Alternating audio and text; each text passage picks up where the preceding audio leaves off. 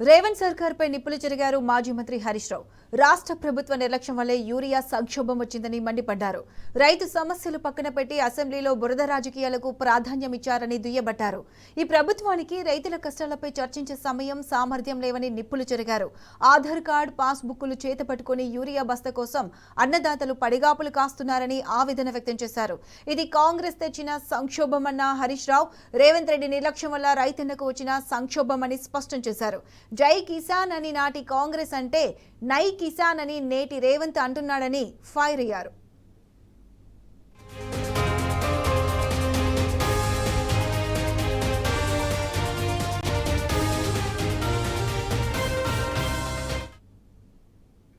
ఎనిమిది మంది బీజేపీ ఎంపీలు, 8 మంది కాంగ్రెస్ ఎంపీలున్న తెలంగాణకు శుష్క ప్రియాలు, శూన్య హస్తాలేనని ఆగ్రహం వ్యక్తం చేశారు హరీష్ రావు.